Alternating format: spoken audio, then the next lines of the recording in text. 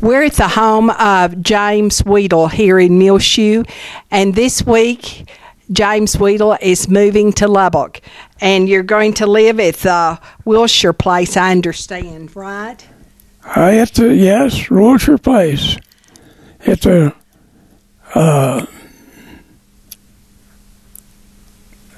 nursing facility,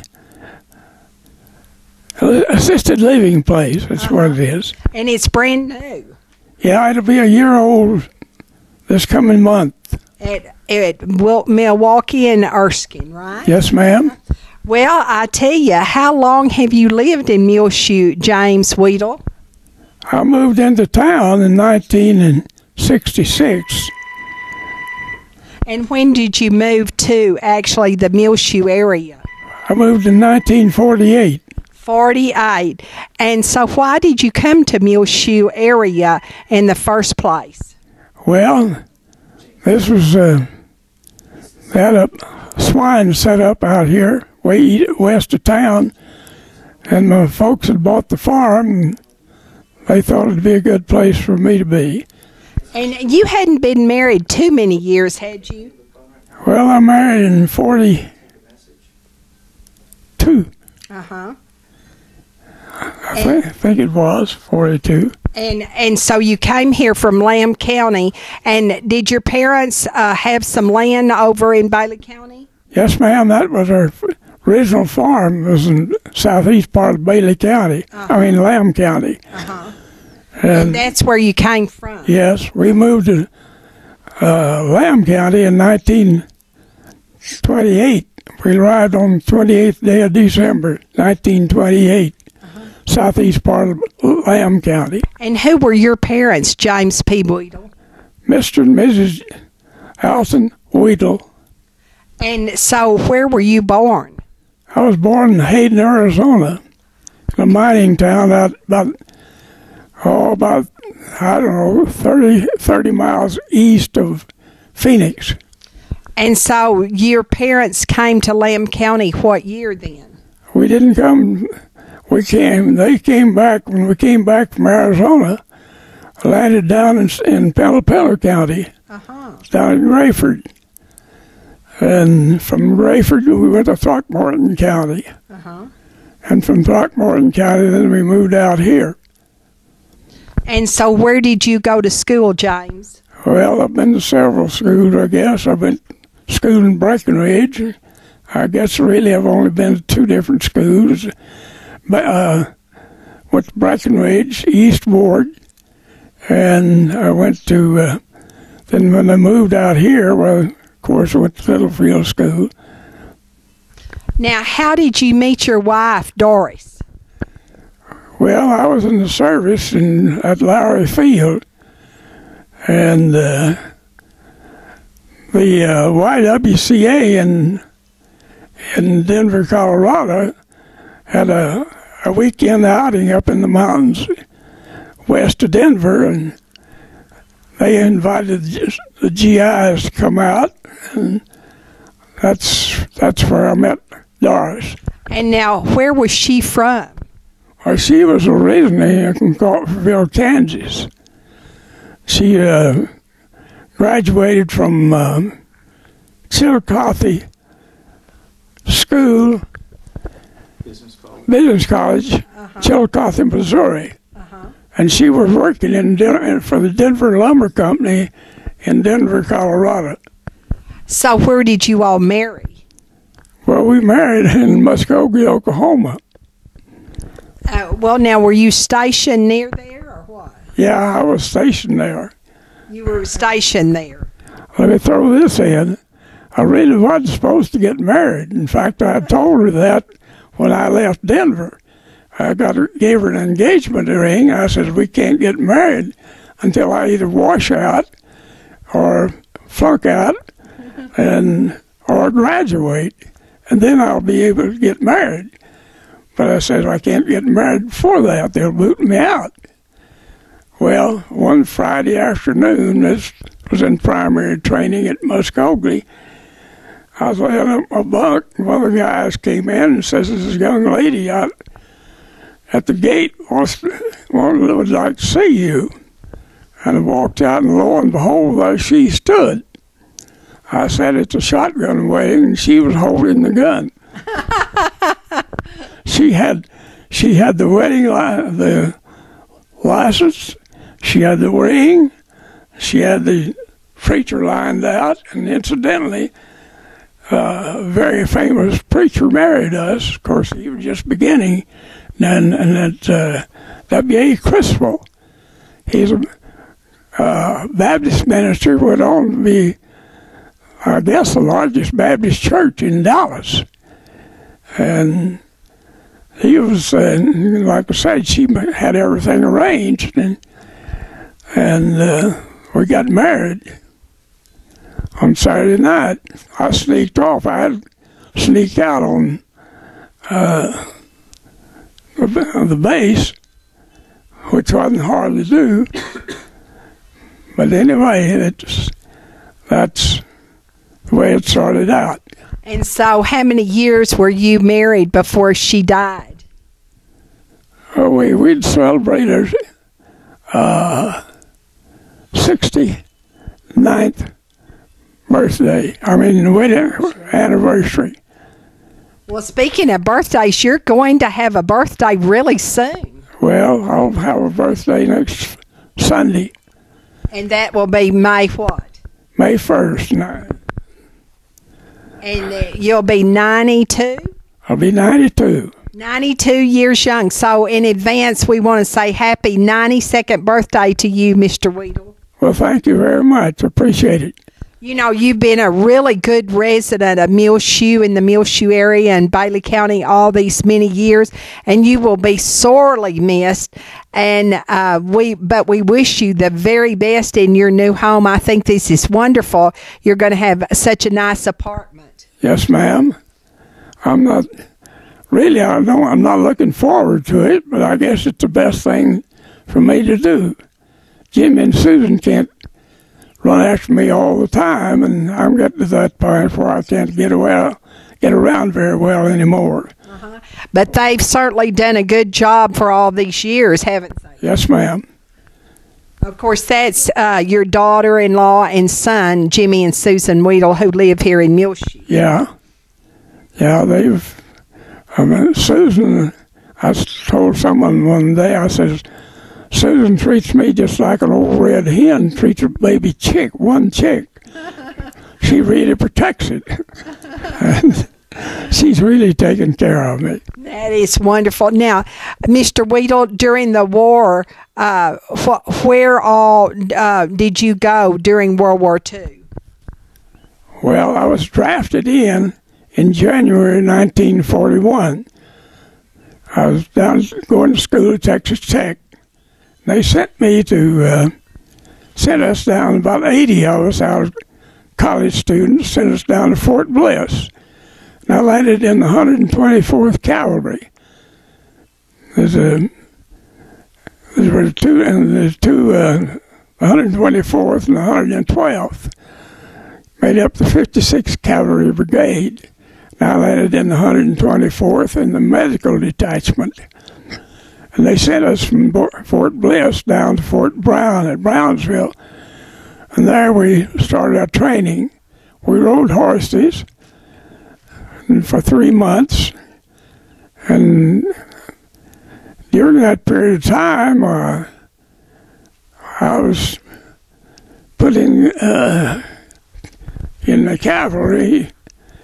The first thing you do is, at the end of the day, you take your saddle off your horse, you feed him and water him, you check to see if his shoes are okay, and everything like that, and then you get to feed yourself. And I was in, they assigned me a pack animal. I didn't mind that so much, because that was part of our mission.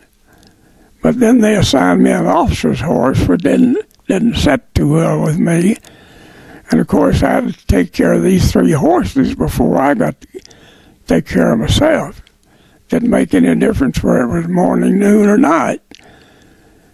And in May of 1941, 1941, they came around and offering fellows that had any college experience, offering them opportunity to get into the Army Air Corps.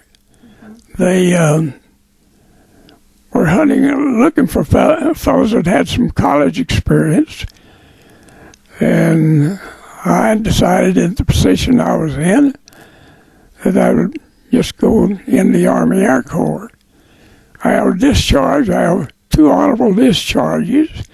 I have one was discharged from the draft and signed up in the Army Air Corps. Now, would that be sort of the forerunner of the United States Air Force? Yes, it was. Mm-hmm. It was part of the Army back in those days, but they didn't separate it out for several years. But signed me up, and they sent me then to Lowry Field. Whenever I got out of the Air Corps, got out of the cavalry, they sent me to Lowry Field. And I went up there for photography training, and I have yet to pick up a GI camera. I got on a ride at Lowry Field. I was on KP for a week, and I was on sand and gravel detail for a week. And that lasted clear up to the Japs bomb for Howler, December the 7th, 1941. I had no rank. I didn't have any rank till I graduated from gunnery school. I came out of gunnery school with a buck sergeant stripe.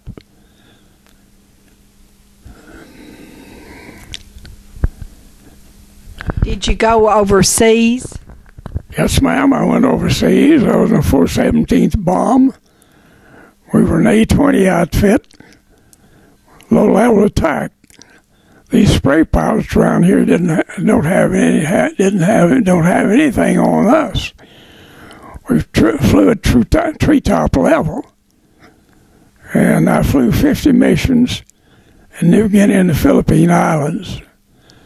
I flew my last mission in January 2nd, 1945. When I got back to base, they grounded me, and I'd put in 50 missions, and that's all I was allowed to fly. And so they sent me down to Biak Island and back to San Francisco from there. Now, at this time, where was Doris? Well, Doris was, she was staying with her dad out in California, Brawley, California. He ran a service station out there. Go back a little ways, and on Monday morning after we were married, Doris called me and said she was going to Brawley, California. Her mother wasn't expected to live. Her mother had colon cancer, and I don't know yet whether she got there before her mother passed away or not. Mm-hmm. But anyway, she had a younger sister, 10 years old, and she decided to stay out there, and I thought it was a good idea, because when they left Muskogee to go to Coffeyville, of course, Doris grew up in Coffeyville, but I don't think there were any housing for us to live in up there. And she just stayed on at Brawley, California. So you just kept your marriage a secret for quite some time then? No. It wasn't a secret after I washed out. I see. I went through primary training. I didn't have any problem with that. I had 30 hours of solo and 30 hours of dual, what they call dual with instructor. I didn't have any problem with the little PT-19s, 100-horse engine, inline, Fairchild. But when we moved to Coffeyville, we jumped into a VT-13, which had a 500-horse radial engine, and we were up with the instructor one morning and one day. Of course, I'd been there some time, been flying dual. He said, "Son, this airplane is flying you." Said, "You're not flying it." Said, I'm gonna have to let you go. He says, "If we had a little more time, you're probably but as good a pilot as some of these hot shots we're sending through." Of course, I think he just said that because it kind of made me feel a little better. And I went from there down to Del Rio, Army Air Base, and went down as a paraturret specialist. But I need to back up a little bit. In the day the Jets bombed Pearl Harbor, everybody went to school at Lowry Field. And where is Lowry?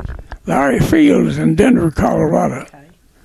I went through armament school where I learned about all kinds of explosives. I could take a caliber 50 machine gun apart and put it together blindfolded, the same way with a caliber 30. Learned all about explosives. I learned to fuse bombs, and I learned to defuse bombs. And thank goodness I never did that. I was called on to defuse a bomb. I don't know whether I could have made it or not. But anyway, I went to that armament school. I graduated from the armament school, and they kept me on at Lowry Field and back on coal and sand and gravel detail and KP. Well, kept going. I still wasn't assigned to any outfit, so I went to power turret school. I graduated from power turret school, and that's I met.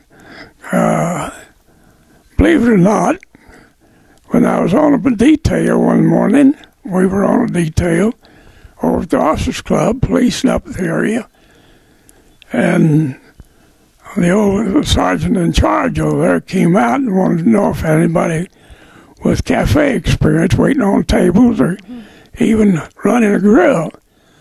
And I had worked in Mark Halsey's, and I meekly held up my hand. He said, "Well, it would mean $30 a month extra, and I'd have a Class A pass." Well, a Class A pass would enable me to come and go off the base any time, day or night. So I jumped at that opportunity. And while I was in there, I learned to mix drinks, serve drinks. I got talking to an officer one night. He didn't know but what I was a civilian there in the Officers Club. And he suggested, he said he believed I could qualify for pilot training. So I went down the next day and to see if we could, and sure enough, they took me in. And I went down to Kelly Field, lived in tents down there, and took pre-flight training down there. And when pre-flight was over, they sent me to Muskogee, Oklahoma. And from there, I guess the rest of it's history. I told you about Doris. Meet me at the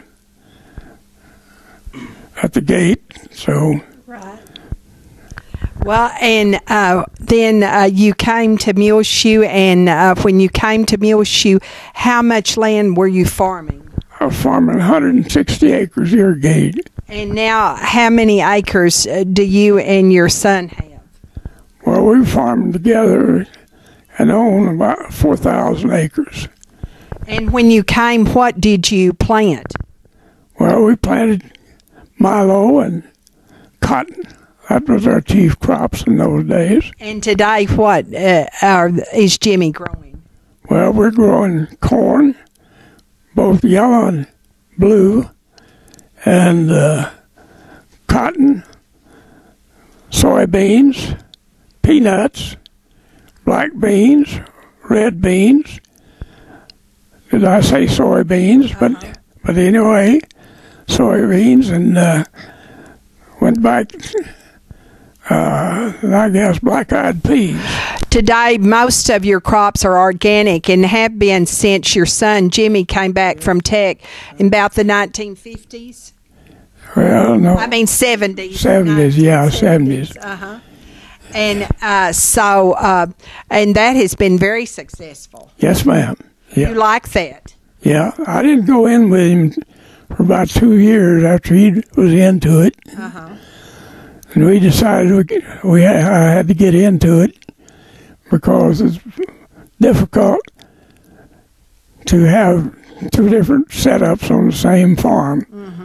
And so I went with him after that. And it's worked out really well for you, both of you. Both of us, yes, ma'am. And now, James, how many children do you have? I have 6. And they all were reared here and all graduated from Muleshoe High School. Tell me their names and where they live today.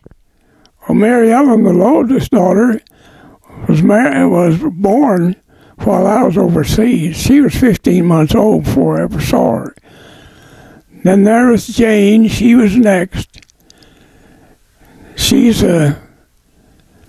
now retired from the military. She wasn't in the military. She was in Albuquerque for 25 years. She's retired. And Wanda is now a school teacher. They all have, all of the Janes have master's degree or better. And Mary Ellen, when she went to North Texas, got her degree, and she is now retired and living in Grand Prairie. She's now teaching bridge. And like I say, Jane retired. She's 25 years after working at Albuquerque. And she was in high security in Albuquerque. They would send her out to Johnson Island about once or twice a year. And she would inventory missile heads out in the Johnson Island. Or she'd come back and they'd send her on up to Washington, D.C. And she would report to them what she had found at Johnson Island. And she had high clearance in her operations. I didn't know that till after she retired. But anyway, Wanda, as I say, she's a school teacher now in Boise, Idaho. She's been teaching. Wanda has taught in lots of schools. She's started out teaching down at Laws and taught down on the border, down at, well, I can't think of the town's name now. But anyway, she went to Alaska, taught up in Alaska, out in the boondocks, up on the Yukon. You had to fly in and fly out to get there. And after that, her husband was in the artillery, and they sent him to Germany. And she joined him in Germany and taught GI kids over in Kaiserslautern, Germany. And while they were over there, and they toured Europe, they went in every country in Europe. And after they left, when they came back, or they made a safari across Africa and came back home, and they landed back in Alaska, Kodiak Island. They stayed there for a year. Then they wound up in Boise, Idaho. Wanda decided she wasn't getting into retirement or in the position she was, changing school. So she decided she'd better settle down and try to build some retirement. And they liked Boise, Idaho, and that's where they landed. Then there was Carolyn, and she was her name right now is Patrick. She married Roger Patrick from over at Farwell. Roger's dad ran Kelly Green Seeds over there at Farwell. He originated that. Anyway, she is retired. She became an attorney and had a business, had a law office down in LaPlace, Louisiana. And they are now, Roger and Carolyn are over in France. They moved over there. When they come back, they're going to move somewhere in East Texas. They don't know where yet. And then there's Charlotte, the youngest daughter. She's just come back from over in Vienna, where she's working on a doctorate degree in business administration. She had a 2-year scholarship over there to Vienna, and she finished up the 2-year scholarships. She's now back in the States and is teaching in college down at Memphis, Tennessee. She's teaching school as well as going to school. She hadn't quite finished her doctorate yet. Is she at Vanderbilt? No, she's I don't know which school she's at. And so your only son was your baby, Jimmy. Yes. I used to tell people Jimmy didn't learn to walk till he was 3 years old. His didn't have to, did he? sister carried him around all the time. Well, he's walking today, and that's the 6th one. And we want to give everybody your address. It's Wilshire Place, 6410 Erskine in Lubbock. And that will be after Wednesday. He'll probably leave here about noon on Wednesday. The furniture's going tomorrow. And the zip is 79416, and he's in apartment 15, right? Yes, ma'am. And also, that is at Milwaukee and Erskine intersection. It's brand new. It's been open just less than a year. And you'll be there to celebrate your 92nd birthday next Sunday. Yes. Well, we wish you the very best, and we want to thank you for all the peanuts you've kept us in and all of the nice things you've done for us, and we certainly appreciate your kindness. Well, thank you. It's been a pleasure all down through the years. We've been talking with James P. Wedel of Muleshoe, and later this week he'll be of a retirement home there in Lubbock, Wilshire Place.